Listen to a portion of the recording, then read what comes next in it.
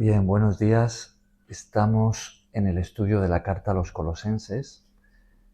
Ayer empezábamos el capítulo 2. Entonces vamos a continuar hoy con este capítulo. Ayer lo leímos entero, pero realmente comentamos básicamente el primer versículo solamente, quizá un poquito más, y nos centramos en esto que dice aquí Pablo en el primer versículo cuando dice o escribe: quiero que sepáis cuán gran lucha sostengo por vosotros, ¿no? Entonces estuvimos hablando de la lucha de la vida cristiana. La vida cristiana no siempre es fácil, ni mucho menos, ¿no? Vivimos en un mundo en el que seguir a Cristo casi siempre significa ir contra corriente, ¿no? ¿Por qué? Porque la sociedad va en una dirección. La Biblia dice que el mundo entero está bajo el maligno. ¿Eso qué significa? Significa que el que gobierna en este mundo de forma temporal es el diablo, ¿no? Por supuesto, Dios está por encima. La autoridad de Cristo está por encima de toda otra autoridad. Pero el diablo ejerce una gran influencia. Él gobierna en las vidas de aquellos que viven en rebelión contra Dios, ¿no? Y muchas veces eso nace de los propios gobiernos, que aprueban leyes contrarias a la palabra de Dios e incluso amenazan o castigan a aquellos que se oponen a esas leyes o que dicen la verdad. Otras veces es la presión, ¿no? La presión de grupo que se dice, la presión familiar, la presión cultural, la presión en el trabajo, que hace que querer vivir como Jesús nos enseñó pues sea difícil, porque la presión va en la dirección contraria y uno de vez en cuando puede encontrar burla, puede encontrar rechazo, hasta humillación, ¿no? Entonces seguir a Jesús pues no siempre es fácil y uno puede sentirse como que tiene que luchar, ¿no? Tiene que empujar en una dirección en la que hay una resistencia que se opone, ¿no? Pero de forma más específica, veíamos ayer que esta lucha de la que hablaba Pablo estaba, podríamos decir, en relación a cumplir con la misión, ¿no? Pablo tenía una misión que le había sido encomendada por parte de Cristo. Pablo está hablando del servicio que él estaba realizando. Esto tiene mucho que ver con enseñar la palabra, predicar el Evangelio, que es lo que Pablo hacía. Y para cumplir con esa misión, pues él tenía que luchar. Luchar en oración. Luchaba, él dice aquí, por los hermanos, por aquellos a los que él predicaba el Evangelio. Luchaba por su salvación, para que pudiesen escuchar el mensaje y creer, y así ser salvos. Luchaba por aquellos que ya se habían convertido, para que pudiesen seguir recibiendo la palabra y pues esa palabra llevase una transformación en ellos, ¿no? Que pudiesen crecer, que pudiesen poner en práctica, obedecer la palabra de Jesús. Entonces Pablo habla aquí de la lucha que él sostenía, ¿no? Dice aquí en el versículo 1, cuán gran lucha sostengo por vosotros. Y este fue el tema de ayer, de la clase de ayer, ¿no? Veíamos también nosotros, como siervos de Cristo, cómo también nos vemos envueltos en una lucha. El siervo de Cristo o el discípulo de Jesús, pues no es una vida civil la que lleva, sino una vida militar. Entonces, veíamos en qué consiste esa lucha, qué armas tenemos y cuál es el enemigo y qué armas tiene él, ¿no? Bien, pues vamos entonces a continuar avanzando en este capítulo, ¿no? Ya habiendo repasado lo de ayer. Vamos a leer desde el versículo 1 de nuevo y vamos a leerlo otra vez entero, como hicimos ayer. Leer el capítulo entero, aunque lleva un poco más de tiempo, pues es bueno porque nos ubica en el todo, ¿no?, que se está tratando aquí. Entonces, adelante, Hilda. Sepáis cuán gran lucha sostengo por vosotros y por los que están en la Odisea y por todos los que nunca han visto mi rostro, para que sean consolados sus corazones, unidos en amor, hasta alcanzar todas las riquezas de pleno entendimiento, a fin de conocer el misterio de Dios el Padre y de Cristo, en quien están escondidos todos los tesoros de la sabiduría y del conocimiento. Y esto lo digo para que nadie os engañe con palabras persuasivas, porque aunque estoy ausente en cuerpo, no obstante en espíritu estoy con vosotros, gozándome y mirando vuestro buen orden y la firmeza de vuestra fe en Cristo. Por tanto, de la manera que habéis recibido al Señor Jesucristo, andad en él, arraigados y sobreedificados en él, y confirmados en la fe, así como habéis sido enseñados, abundando en acciones de gracia. Mirad que nadie os engañe por medio de filosofías y huecas sutilezas, según las tradiciones de los hombres, conforme a los rudimientos del mundo, y no según Cristo. Porque el que habita corporalmente... Porque en él habita corporalmente toda la plenitud de la deidad, y vosotros estáis completos en él, que es la cabeza de todo principado y potestad. En él también fuisteis circuncidados con circuncisión no hecha a mano, al echar de vosotros el cuerpo pecaminoso carnal en la circuncisión de Cristo, sepultados con él en el bautismo, en el cual fuisteis también resucitados con él, mediante la fe en el poder de Dios que le levantó de los muertos.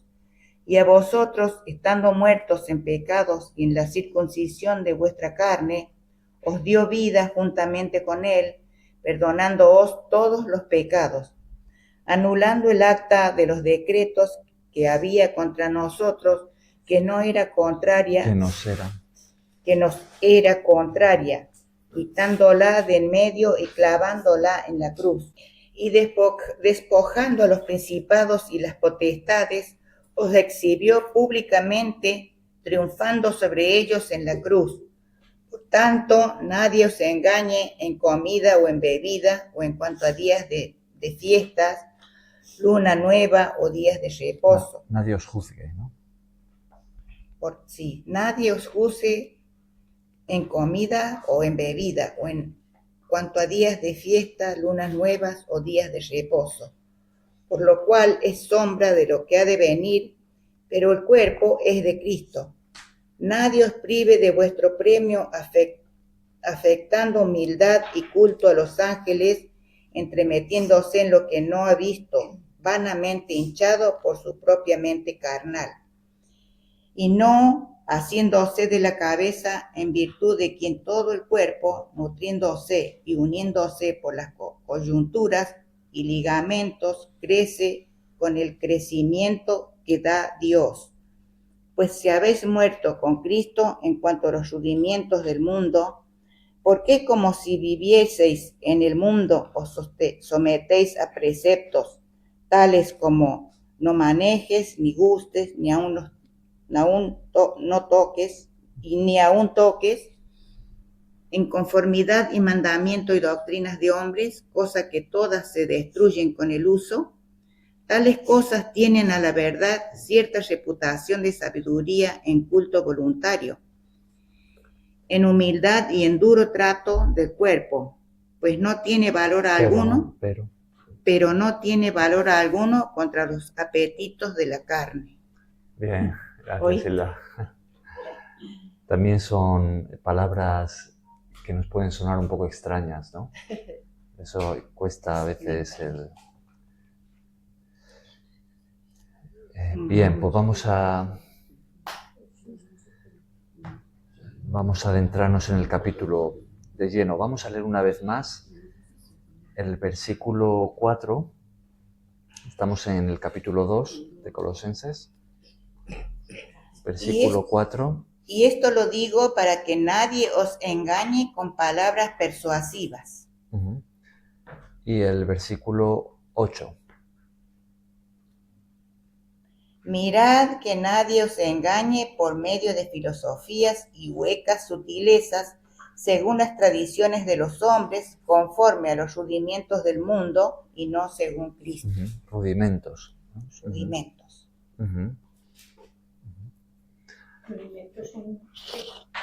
Ahora lo explicaremos. Bien, entonces, en estos dos versículos, ¿qué advertencia tenemos en lo que acabamos de leer, versículos 4 y 8? ¿Qué advertencia hace allí el apóstol Pablo de qué les quiere prevenir a la iglesia? Que nadie los engañe. Que nadie les engañe, ¿no? Él habla de engaño, ¿no? Dice, mirad que nadie os engañe. Y en el versículo 8 lo mismo, ¿no? Mirad que nadie os engañe. Estábamos hablando de la lucha que él sostenía. Ayer decíamos que una de las armas que tiene el enemigo de todo cristiano y de todo siervo de Cristo, el diablo, ¿no? Es la mentira, es el engaño. Y esta era precisamente la razón o una de las razones principales por la que Pablo escribe esta carta. Es porque él había recibido el informe de Epafras de que había una falsa enseñanza que se estaba extendiendo por la zona de la ciudad de Colosas y ciudades vecinas. Y entonces los hermanos allí pues estaban pues con ese peligro, ¿no? De ser engañados, ¿no? De esto hemos estado hablando en los días anteriores, ¿no? Bien, pues en este capítulo Pablo aborda de lleno esta falsa doctrina, esta herejía que estaba ahí en la zona, estaba en Colosas, y vamos a prestar atención a qué puntos trata aquí en este capítulo el apóstol Pablo en relación a ese engaño, ¿vale? Y vamos a ver qué podemos también nosotros aprender de esto, ¿no? Bien, si os fijáis en el versículo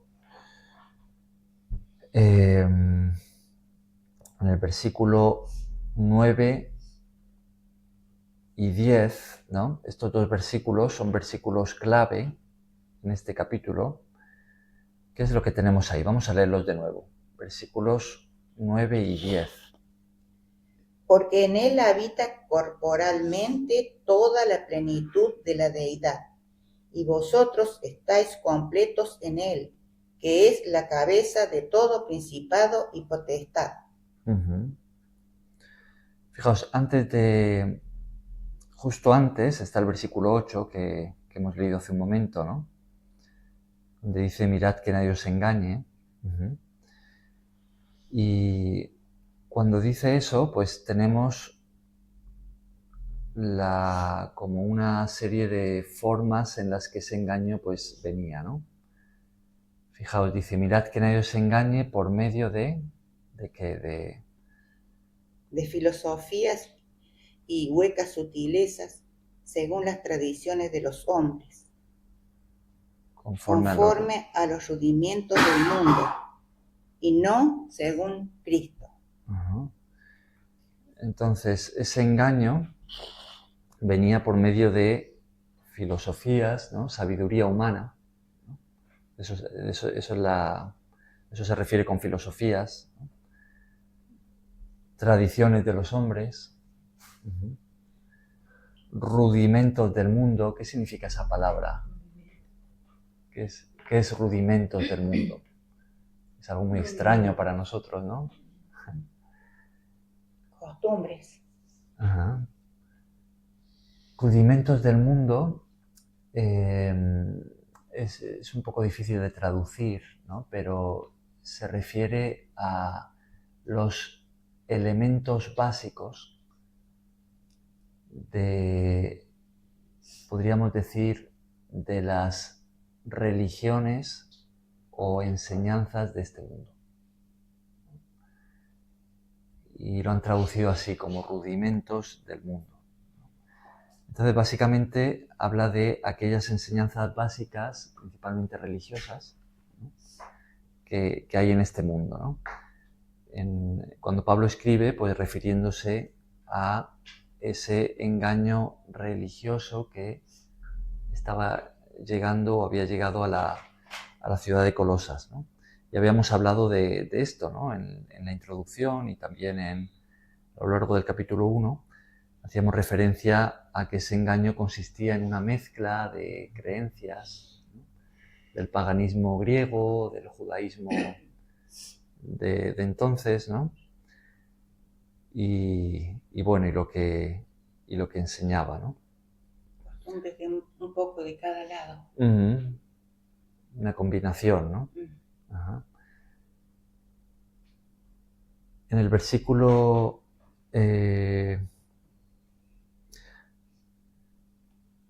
4, donde tenemos lo mismo, ¿no? Mirad que nadie os engañe. Dice, y esto lo digo para que nadie os engañe, ¿no? Fijaos, dice con palabras persuasivas, ¿no?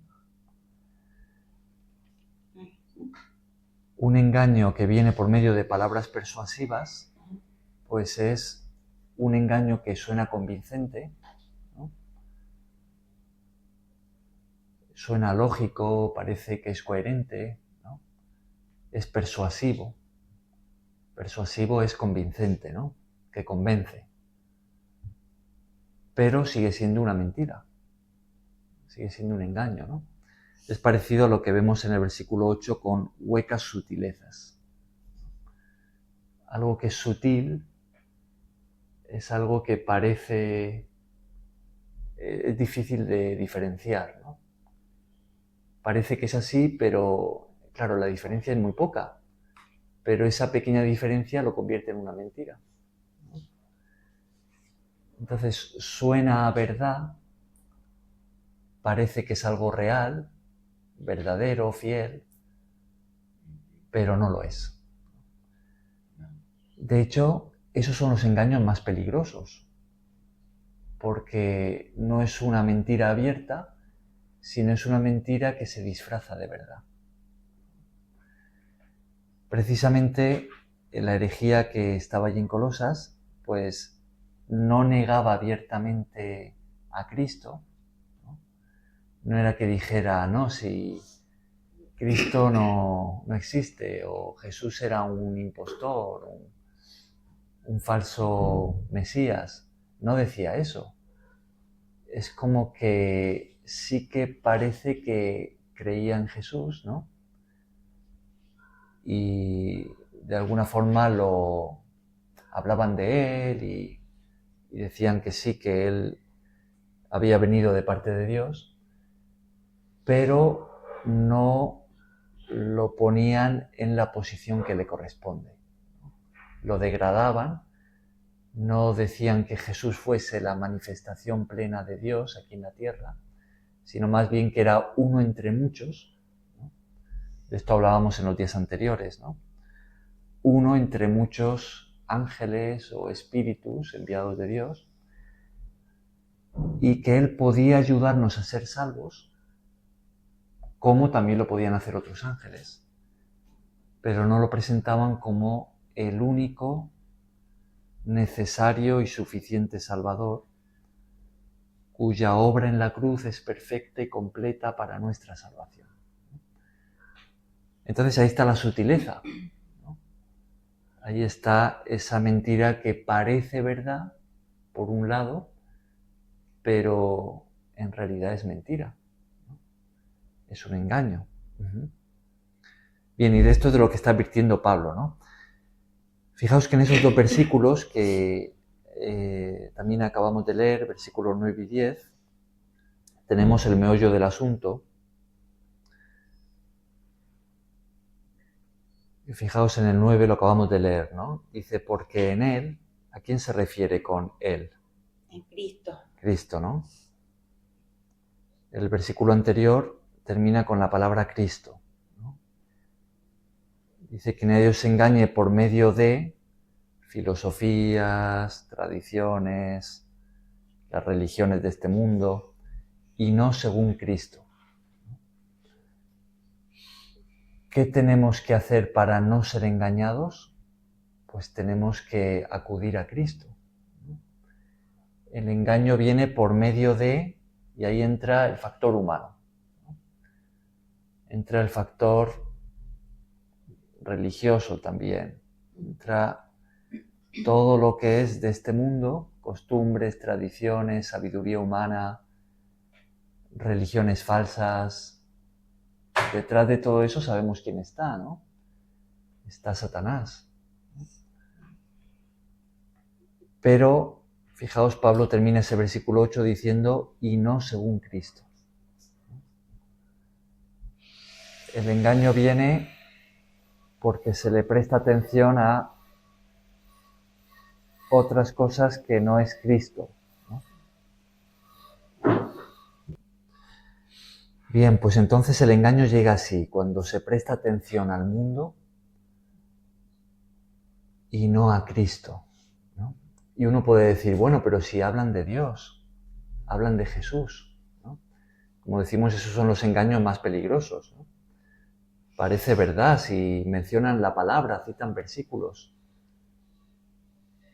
pero como uno desconoce realmente las palabras de Jesús, desconoce la palabra de Dios, pues entonces simplemente acepta aquello que es parecido, que parece que viene de la palabra, pero uno no puede distinguir esa sutileza, ¿no? Y por ahí entra el engaño. Fijaos que justo en los versículos anteriores, los versículos 6 y 7,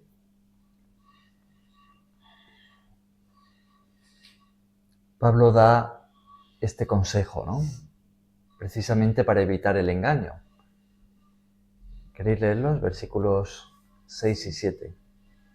Por tanto, de la manera que habéis recibido al Señor Jesucristo, andad en Él, arraigados y sobreedificados en Él y confirmados en la fe, así como habéis sido enseñados, abundando en acción de gracias. Fijaos en la expresión esa, así como habéis sido enseñados. Los apóstoles que llevaron la palabra de Dios, la palabra de Cristo, ¿no? En este caso, Pablo fue el que estuvo en ese viaje misionero enseñando en Éfeso, y de allí pues Epafras y otros que se convirtieron, fueron discipulados y llevaron la palabra de Jesús a otras ciudades, ¿no? Entonces, Pablo está diciendo que se mantengan en lo que han sido enseñados, ¿no? En lo que han recibido. Fijaos, dice, así como, dice, de la manera que habéis recibido al Señor Jesucristo, andad en Él.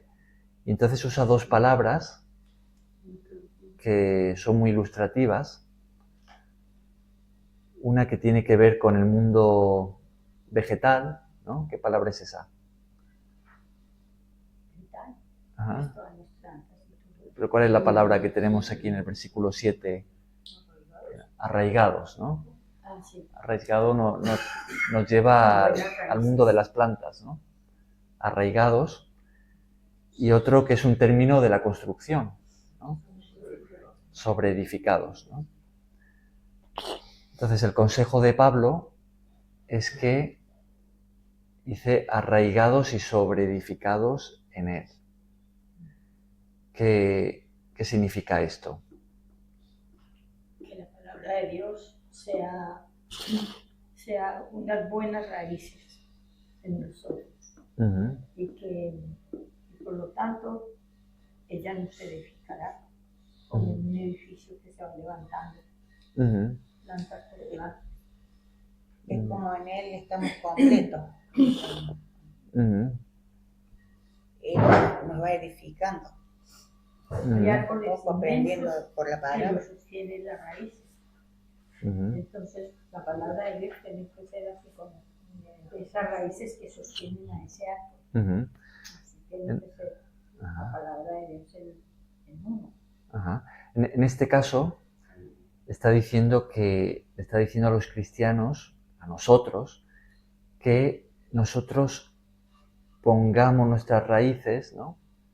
Ajá, en Cristo, es decir, que profundicemos, ¿no? Sí. Que profundicemos en Él. Una planta que no profundiza en la tierra, quizá porque acaba de salir o tiene algún problema y las raíces no son muchas, pues es fácil arrancarla, ¿no? O es fácil que algún viento fuerte o alguna patada de un niño o alguien que simplemente quiera arrancarla, pues que lo haga, ¿no? Ahora, si la planta ha echado raíces profundas, si está arraigada ahí en la tierra, o llega hasta la roca, al fondo, ¿no? Pues va a ser muy difícil quitarla, por lo menos de raíz, ¿no? Hay plantas que uno las corta, pero como las raíces siguen ahí, vuelve a salir, ¿no? Y ya si hablamos de un árbol, pues mucho más difícil, ¿no? Uh-huh. Entonces el consejo de Pablo es que profundicemos en Cristo. Entonces, ¿cuál es el antídoto para no ser engañados? Tener conocimiento de la palabra. Ajá, ese es, ¿no? Leer la Biblia también, porque ahí nos sabemos la verdad que cómo debemos seguir, porque ahí está la verdad. Ajá. Entonces el antídoto es profundizar en Cristo, es ahondar en su palabra, no quedarnos en una relación superficial con Él, ¿no? Hay hermanos que me han dicho, yo les he preguntado si leen la Biblia, y me han dicho, sí, dice, yo estoy en casa y la abro así, y lo que me toca, pues eso leo, ¿no? Eso pues quizás está bien para empezar, ¿no? Cuando uno no sabe nada y está acercándose a Dios, pues prueba, ¿no? De esa manera. Pero si se queda en eso, pues poco va a avanzar como discípulo de Jesús, ¿no? Porque realmente así no va a conocer a Cristo, ¿no? No va a conocer su enseñanza, no va a ser discipulado, ¿no? O hay quienes se conforman simplemente con una vez a la semana, el domingo, pues escuchar la palabra, ¿no? Pero ahí tenemos lo mismo, es que si uno no profundiza, si no echa sus raíces, ¿no? y permite que pues las raíces crezcan y profundicen en la palabra de Cristo, pues estamos en lo mismo. Uno se queda en un conocimiento superficial, en una relación superficial con Él, ¿no? Sí. A ver, somos como si no nos alimentamos, si no nos alimentamos, nos vamos desgastando, el organismo se desgasta, nos enfermamos, pues son niños si no se alimenta, crece anémico, crece pálido, sin fuerzas, y pues todo su organismo se va degradando. Así es lo mismo con la palabra de Dios. Si decimos, sí, Dios existe, tal cosa, no sabemos muchas veces, mucha gente no sabe ni por qué murió. Mucha gente no sabe, ni siquiera dice nada. A él lo metieron, lo crucificaron. ¿Y por qué se dejó crucificar? Así dice. Claro. ¿Por qué se dejó crucificar? No saben nada, porque nada. Entonces, la palabra de Dios es como un alimento para todo ser humano. Pues para todo el que quiera saber de él, porque hay gente que no quiere saber. Es el alimento de nuestro espíritu, de aquellos que nos hemos convertido, ¿no? Sí, eso nos vuelve robustos y fuertes y sanos. Como Así el es. alimento. Si no, pues, bien, y el siguiente término, ¿no?, que también estábamos comentando sobre edificados, pues habla de construir sobre una base, ¿no?, sobre el fundamento de Cristo. Entonces ahí está, ¿no? Para evitar el engaño necesitamos edificar nuestra vida, nuestra fe sobre Jesús, sobre sus palabras y profundizar en él, ¿no? Pero fijaos que también en el versículo 6 dice que andemos en él. Dice, de la manera que habéis recibido al Señor Jesucristo, andad en él. Andar habla de un estilo de vida, ¿no? Es que no es solamente conocer la palabra, no es solamente profundizar en el conocimiento de la palabra de Cristo, en la Biblia, sino que es también llevarla a la práctica. Es que nuestro estilo de vida debe de ser transformado por la palabra de Dios. Si solamente se queda en algo teórico en nuestra mente, pero no lo llevamos a la práctica, no produce transformación en nosotros. Es decir, si nuestras decisiones del día a día no se basan en las palabras de Jesús, entonces también vamos a ser posiblemente engañados, vamos a ser desviados, porque realmente no estamos siguiendo a Cristo como sus discípulos. No estamos, en el fondo, no estamos profundizando en Él, ¿no? Entonces va de la mano. El conocimiento, profundizar en el conocimiento de Dios con la obediencia, con obedecer a Cristo como nuestro Señor. Y ese es el antídoto contra el engaño.